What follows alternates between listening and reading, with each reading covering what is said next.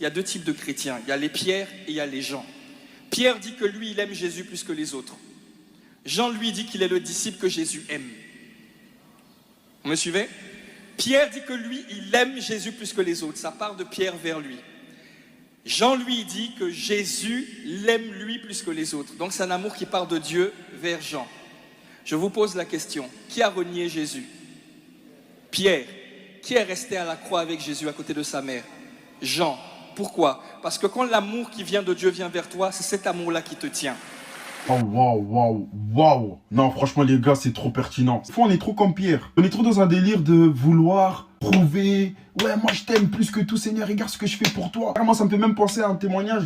Moi, je pense que c'était Kenneth Hagin qui disait que il avait fait beaucoup de choses pour Dieu, tu vois. Et à un moment donné, il rencontre le Seigneur Jésus. Et le Seigneur Jésus lui dit, mais tu vois, ça, moi, je t'ai jamais appelé à faire ces choses-là. T'as fait ça pour moi, ok, mais c'était du bénévolat. T'as capté, gloire à Dieu, ce que t'as fait, t'as créé un impact, ok, mais c'est du bénévolat. C'est pareil avec le péché. Ce qui fait que des fois, on reste trop dans certaines choses, c'est parce que on veut sortir de ces choses-là par nos propres forces, au lieu de seulement surrender. Désolé, c'est trop relou, c'est sorti en anglais. Je pense même, une des raisons qui fait que des fois, on est trop dans certaines choses qu'on n'arrive pas forcément à laisser, c'est parce qu'on ne réalise pas l'amour que Dieu a pour nous. Si on réalisait réellement l'amour que Dieu avait pour nous, je pense qu'on allait prendre nos fardeaux, on allait prendre toutes ces choses-là et on allait donner ça à Dieu. Parce qu'on allait comprendre qu'en fait, Seigneur, moi, j'y arrive pas.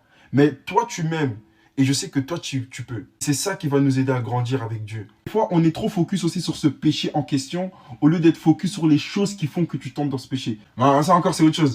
Mais bref, la première fondation qu'on doit avoir, c'est l'amour de Dieu envers nous. Et je dirais même que c'est vraiment ça la grâce. C'est réaliser que Dieu m'a aimé en premier. Donc en fait, moi, je suis juste un pur produit de sa grâce. Je ne mérite rien. Si tu veux durer, si tu veux tenir dans la vie chrétienne, ce n'est pas par tes propres œuvres, mais c'est en réalisant cet amour que Dieu porte à ton égard. Et même le parallèle qu'il a utilisé entre Pierre et Jean, franchement, un parallèle trop pertinent. C'est trop fort parce qu'on comprend que Pierre voulait prouver son amour à Jésus, or que Jean, il était juste un récipient de l'amour que Dieu avait déjà pour lui. Le fait que Jean a reconnu qu'il était le disciple préféré de Jésus, etc., en fait, c'est ça aussi qui l'a permis à vivre une dimension que les autres disciples n'ont pas forcément vécue. La conclusion finale, c'est vraiment qu'il faut qu'on prenne conscience de l'amour que Dieu a pour nous. Parce que c'est ça qui va nous permettre de tenir, c'est ça qui va nous permettre de monter, c'est ça qui va nous permettre en fait d'aller de gloire en gloire. Parce que lui, il le veut pour nous. Et c'est ça qu'il faut réaliser, c'est que Dieu veut plus que nous notre élévation. Dieu veut plus que nous qu'on prospère à tous égards.